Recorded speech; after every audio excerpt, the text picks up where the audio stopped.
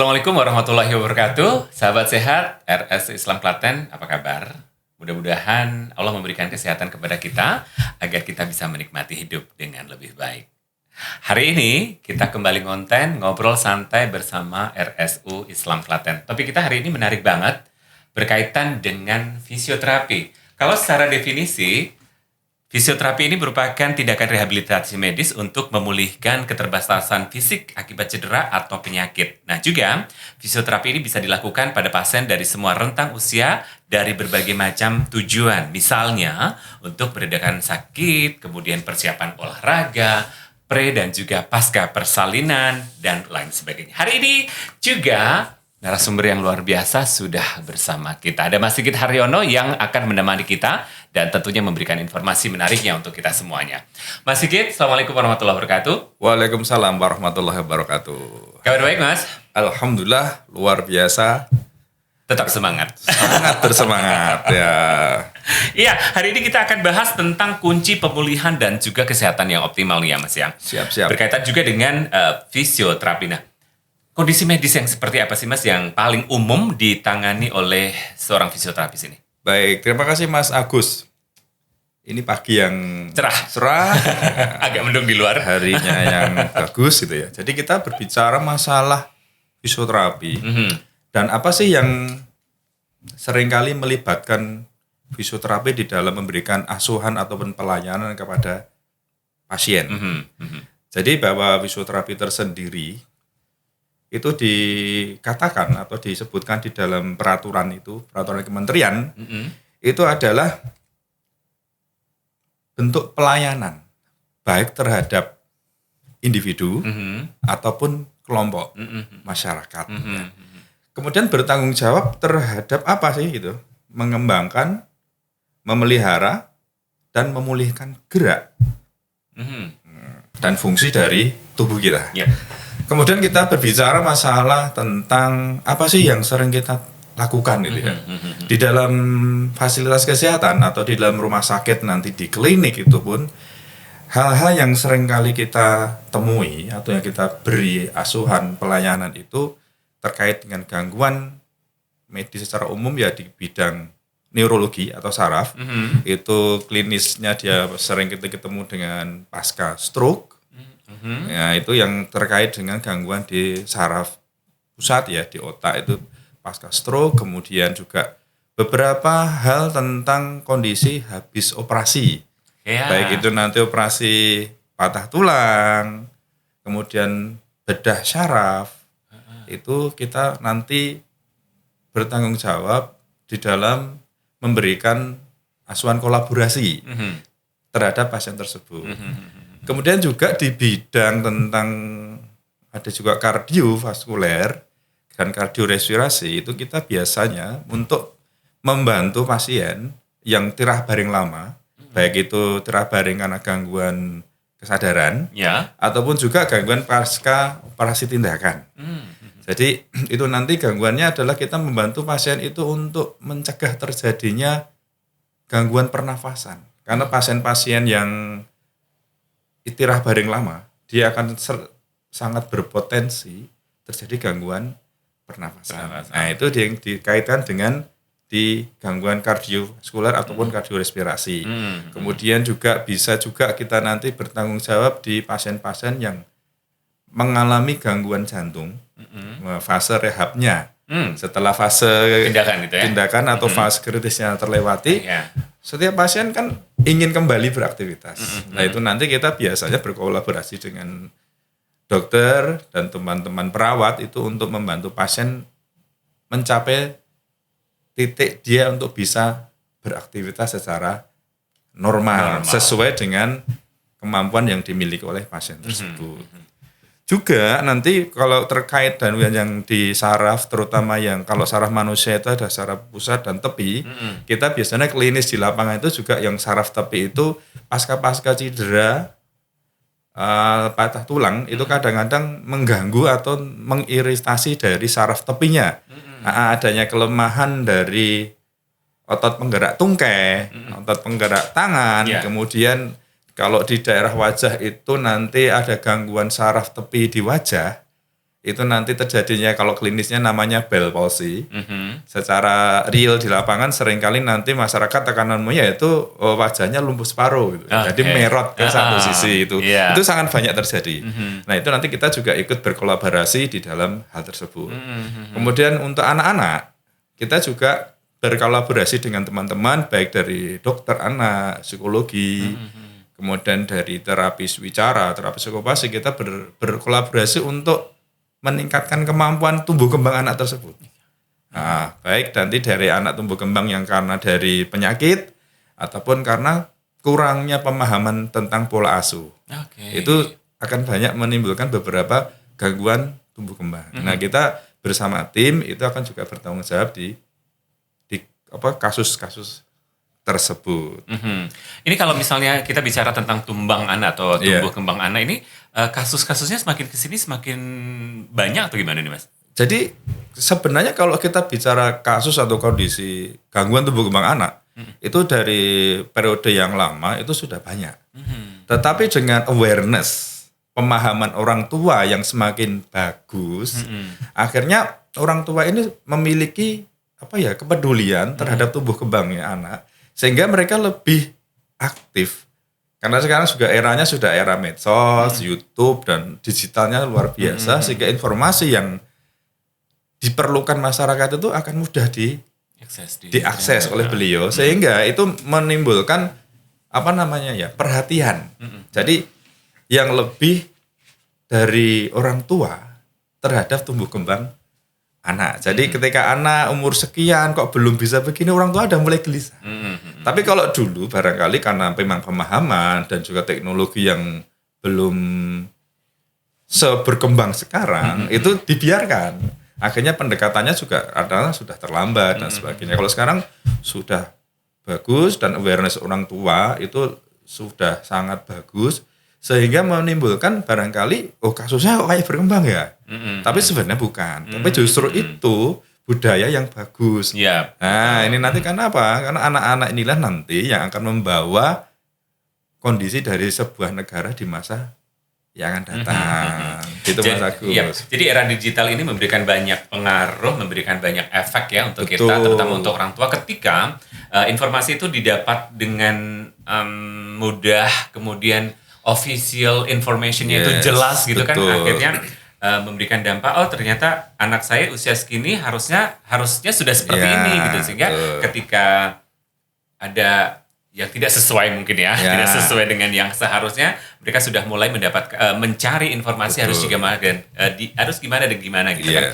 Berikutnya nih Mas, proses awal evaluasi ini dilakukan untuk menentukan rencana terapi seperti apa? Baik, jadi ketika kita mendapatkan customer atau dalam hal ini nanti pasien ataupun orang awam secara umum yang berkonsultasi, ada beberapa parameter yang harus kita lakukan di situ. Ada tentang assessment awal itu atau tadi dikatakan evaluasi awal tadi, bahwasanya evaluasi awal ini diharapkan apa nanti? Diharapkan nanti seorang fisioterapis itu bisa menggali informasi sebanyak-banyaknya dari pasien atau dari subjek. Dengan harapan apa? Dengan evaluasi awal, data awal yang bisa masuk, baik itu nanti dari situ akan bisa diambil sebuah kesimpulan. Ini grade dari penyakitnya, kemudian ini prediksi penyebabnya, ini yang terganggu bagian ini. Nah, ini nanti data-data tersebut itu akan diolah, sehingga nanti setelah melalui sebuah proses yang munculnya diagnosa tadi, nanti akan bisa ditentukan tentang satu modalitas. Nanti apa teknologi apa yang mau dipakai ke pasien tersebut. Kedua nanti termasuk bagaimana kita bisa memprognosis. Kalau gangguan hanya otot misalkan, itu prognosa otomatis dia ini mah paling nanti berapa kali selesai gitu ya. Kalau nanti gangguan di tempat yang lain, nah itu nanti akan menentukan prognosisnya, jangka waktunya. Nah, jangka waktu nanti terkait dengan masa salary ya, biaya. Alhamdulillah ya sekarang pengcoveran pembiayaan untuk layanan fisioterapi di rumah sakit ataupun di klinik sudah sangat terbantu. Baik nanti yang dari JKN atau mengenai asuransi yang asuransi yang lain, jadi cukup besar dalam mengcovernya. Nah, di sini justru kita harus jeli di awalnya, Mas Agus. Assessment awal, evaluasi awal terhadap pasien nanti kita harus betul-betul jeli, sehingga nanti data yang masuk ke kita, nanti kita peroleh dari wawancara. Wawancara itu kita anamnesis, kita tanya pasien itu kondisinya bagaimana kualitas sakitnya itu. Nah, di situ nanti dari assessment atau dari pemeriksaan secara verbal tadi, wawancara tadi, kita buktikan nanti dengan pemeriksaan. Kalau di tempat kami fisioterapi ada pemeriksaan palpasi. Palpasi itu kita sentuh, oh di daerah ini betul nih yang sakit di sini. Nah, dari palpasi kemudian kita ada tes gerak. Oh iya. Nah, tes gerak nanti akan informasi yang muncul adalah apa? Oh, gangguannya berupa ini. Mungkin ada keterbatasan gerak di sebuah persendian, mungkin kita ambil contoh sendi bahu gitu ya. Oh, pasien ini terjadi keterbatasan mengangkat bahunya. Nah, nanti kita lihat gerak kita ini, pemeriksaan gerak kita ini ada dua, pasif dan aktif. Nah, itu nanti informasi yang diperoleh juga akan berbeda. Setelah kita pemeriksaan gerak secara fungsional sudah kita lewati, nanti kita fokuskan lagi untuk pemeriksaan gerak spesifik khusus. Jadi nanti gerak-gerak tertentu ini betul-betul spesifik. Misalkan ini sih kita curiga nih bahu pasien ini ada mungkin otot yang meradang atau otot yang cedera. Kita pakai tes tertentu. Nanti informasinya ada. Oh, positif nih. Data sudah masuk. Nah, itulah Mas Agus tentang evaluasi awal tadi. Gitu ya. Jadi nanti untuk menentukan satu modalitas yang mau dipakai, kedua prognosisnya, dan ketiga adalah nanti ini perlu nggak kolaborasi dengan tim yang lain gitu ya. Begitu. Nanti kalaupun dari pemeriksaan awal tadi kita biasanya kalau di fase kesehatan sudah ada penunjang, hasil lab, kemudian hasil radiologi itu sangat membantu menegakkan diagnosa. Ya, jadi salah satunya adalah anamnesa ya Mas Atto, dalam bentuk wawancara. Betul. Gitu. Jadi kalau misalnya ada teman-teman yang ditanya oleh teman-teman dari nakes atau ya dalam hal ini sebagai fisioterapis, jangan menyembunyikan informasi. Betul, karena apa? Informasi yang dari panjenengan ini akan terkonfirmasi juga nanti di pemeriksaan gerak kita. Iya. Apalagi dulu waktu masa-masa COVID itu kan, ya kita sering malu-malu mau ngomong gitu lah. Jadi mulai sekarang ya customer haruslah kalau ketika dianalisis baik itu dari nakes dokter ataupun jawab sejujurnya. Karena itu juga nanti akan menentukan tepatnya sebuah tindakan treatment. Yes. Gitu. Iya. Karena dari informasi itu nanti akan disimpulkan harus gimana nih, apa harus diapain. Betul. Gitu kan. Nah, Mas Sigit, kalau fisioterapi itu sebenarnya ada perbedaan nggak sih dari perbedaan antara fisioterapi dan juga terapi fisik lain gitu. Misalnya chiropraktik atau juga osteopatik gitu, ada perbedaan atau mungkin di fisioterapi sendiri memang ada beberapa profesi gitu.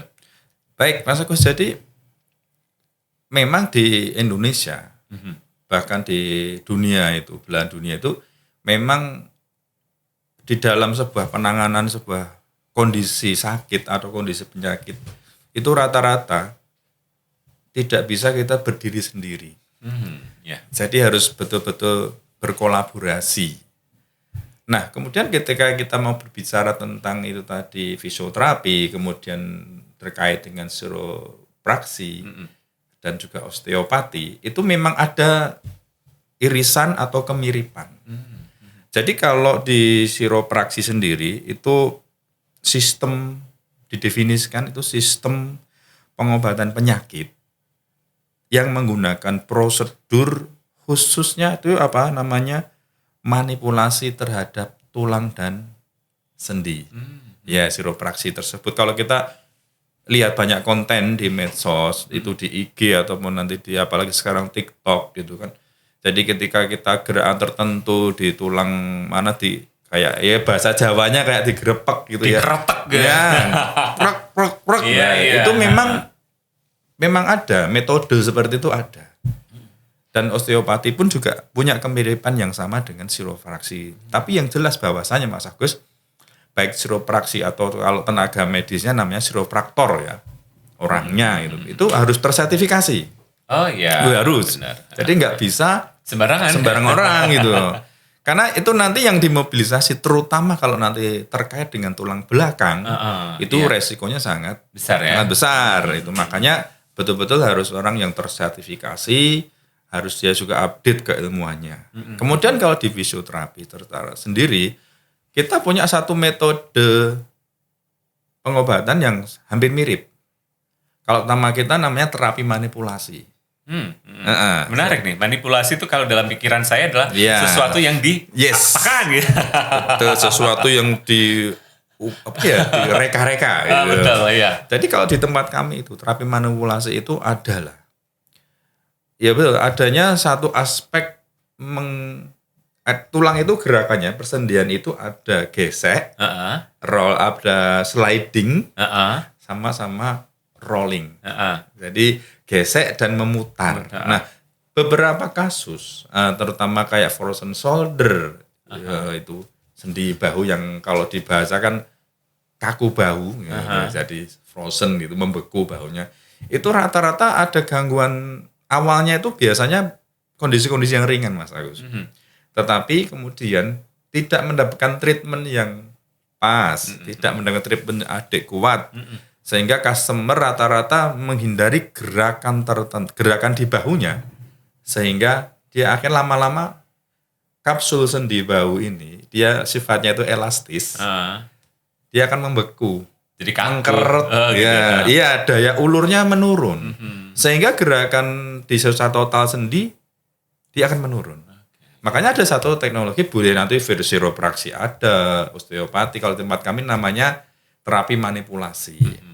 Jadi nanti dipakai teknik gerakan tertentu yang akhirnya dia akan menggliding, merolling dari tulang penyusun sendi bahu tadi, dan diharapkan setelah itu terbebas gerakannya bisa kembali normal. Itu keren. Kalau kita bicara tentang efek dari misalnya frozen shoulder ya, frozen shoulder yang mungkin teman-teman ada yang membiarkan nih, biasa aja, terus akhirnya menjadi tadi elastisitasnya menurun tadi. Ini adalah salah satu bentuk dari anamnesa di awal yang tadi disampaikan Mas Sigit, bahwa informasi ini jangan ditutupi sehingga nantinya ternyata pasien sudah merasakan ini sekian lama. Betul. Gitu. Jadi ya balik lagi, jujur kepada petugas kesehatan. Apapun yang ditanyakan itu akan berguna untuk pasien gitu ya Mas ya. Kemudian kalau kita bicara tentang tadi beberapa hal yang disampaikan Mas Sigit adalah fisioterapi ini akan berhubungan dengan syaraf, kemudian kardiorespirasi, kardiovaskuler, dan juga pasien-pasien post operasi. Nah, bagaimana fisioterapi ini dapat membantu pasien-pasien yang untuk pemulihan pasca operasinya? Oke. Baik. Jadi ketika seseorang pasien itu menjalani sebuah proses tindakan operasi, otomatis dia awal tuh dia akan mengalami fase namanya imobilisasi. Minimal 1 kali 24 jam dia nggak bisa duduk, belum boleh duduk karena faktor dari anestesi. Belum lagi nanti faktor nyeri. Habis tindakan itu ketika obat analgesiknya sudah tidak terlalu berpengaruh, baik nanti operasinya di daerah manapun itu ya. Itu pasti akan ada nyeri pasca operasinya. Nah, kita di sini bahwasanya kembali ke awal bahwa semakin lama pasien itu tirabaring, gangguan yang muncul itu akan semakin banyak. Selain nyeri, kemudian juga persendian seluruh tubuh itu bisa kalau ya tadi nggak bergerak secara awal itu mulai menurun. Jadi apa sih yang bisa kita lakukan seorang fisioterapi bagi pasien-pasien yang dirawat inap pasca operasi? Ya early mobilisasi, Mas Agus. Bagaimana pasien itu early mobilisasi, bergerak seawal sedini mungkin gitu lah. Sesuai koridor-koridor yang telah ditentukan tentunya gitu loh. Ketika pasien memang saat itu belum bisa atau belum diperbolehkan duduk, kita mobilisasi kan bisa miring kanan, miring kiri, menggerakkan tangannya, menggerakkan kakinya. Itu subhanallah Mas Agun, beberapa pasien yang kita awalnya itu datang mereka sudah pucat gitu ketemu kita itu ya. Kita bujuk ya setengah kita paksa sih. Ayo Bu, ayo Pak, kakinya digerakin aja dulu, ringan-ringan dulu. Nah itu ternyata setelah pasien, oh iya nggak sakit ya. Itu menimbulkan keberanian pasien untuk mobilisasi. Nah, kembali juga ketika memang kondisi pasien belum mungkin untuk yang itu, kita harus bertanggung jawab mengajari pasien nih pola nafas yang baik. Pasien kan pasca dibiuskan. Nah, seawal mungkin kita ngajari pasien proses atau cara bernafas yang baik. Ketika pasien atau kita aja bernafas dengan baik, intake oksigen bagus, cukup, pembuangan CO2-nya bagus, otomatis nanti metabolisme tubuh itu akan membaik. Ya, karena apa? Tubuh metabolisme butuh oksigen sebagai bahan bakarnya. Nah, ketika nanti kapasitas paru dengan latihan nafas itu meningkat, otomatis kapasitas fungsinya itu meningkat juga. Jadi pasien tidak mudah lelah. Tidak pucat lah. Ya rata-rata pasien ketika dia bed rest pasca operasi itu mengalami hal seperti itu. Ya, awalnya karena dia tidak tahu atau takut itu. Makanya di situ Mas. Ini salah satu bentuk manipulasi. Iya. Sebenarnya kita memberikan sugesti kepada pasien. Oh ibu bisa loh sebenarnya. Tapi satu hal yang menarik nih Mas, bagi saya. Kalau tadi disampaikan Mas Sigit bahwa early mobilisasi yang awalnya nih pasien nih takut untuk melakukan itu. Tapi ternyata setelah dilakukan edukasi, sedikit bujukan dan akhirnya paksaan itu ternyata memberikan sugesti yang luar biasa. Ini ada penelitian gak sih Mas? Kalau misalnya belum, ini sesuatu yang menarik ya. Jadi memang ada database ketika pasien-pasien yang next mempunyai keraguan. ada dampak psikologis ketika mereka akan melakukan ini takut, tapi ternyata kita bisa nih mensugesti mereka dan juga manipulasi. Kemudian resiko atau efek samping yang mungkin bisa terjadi pada pasien pada saat menjalani fisioterapi ini apa aja nih Mas? Oke, jadi apapun pekerjaan, apapun tindakan yang dilakukan itu pasti memiliki faktor resiko atau sesuatu yang sebenarnya tidak diharapkan. Nah itu. Jadi kalau di fisioterapi itu sendiri kita kan sudah punya istilahnya pedoman pelayanan itu, PPK pedoman pelayanan klinis. Atau pedoman praktik klinis fisioterapi.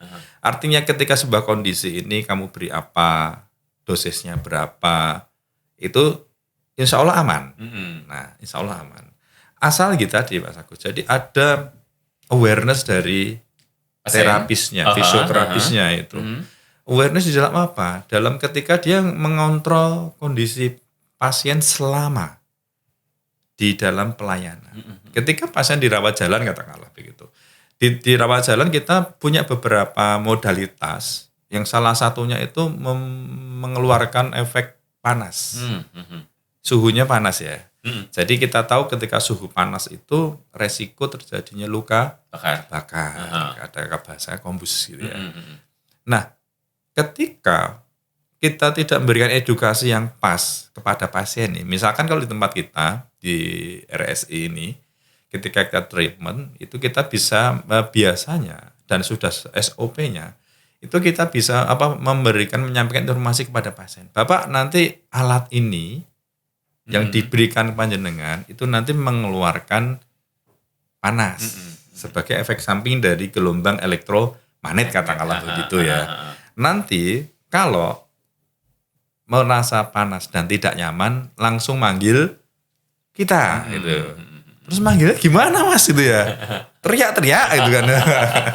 Tidak, jadi kalau di kita itu bahkan edukasi kita nggak hanya lesan Mas. Jadi setiap bilik tindakan itu, setiap kamar tindakan itu kita kasih tulisannya ya motivasi ke pasien bahwasanya alat ini kalau terlalu panas silakan memanggil petugas. Kita sudah sediakan alat panggil, belnya lonceng gitu. Ya. Jadi insya Allah kalau semuanya dua-duanya itu dari pasien juga fisioterapi. Jadi fisioterapi nanti tidak terus berhenti duduk, enggak. Dia harus muter. Ya. Muter memantau nih alatnya berfungsi dengan baik apa tidak, pasiennya nyaman atau tidak, pasiennya merasa ada kurang nyaman apa tidak. Nah, itulah evaluasi sesaat pasca tindakan. Nah, kalau resiko atau komplikasi yang terkadang terjadi itu ya tadi luka bakar tadi, dan juga ketika kita nangani pasca tindakan operasi patah tulang. Nah, ketika kita memberikan tindak, kalau di pasien-pasien patah tulang itu rata-rata gangguan yang muncul, komplikasi yang muncul itu ada kekakuan sendi. Nah, kita fisioterapi tadi salah satu kita kan pakai terapi manipulasi tadi itu untuk menambah lingkup gerak sendinya. Nah, ketika satu mungkin ya kita nggak tahu ya namanya untung tidak bisa dikejar.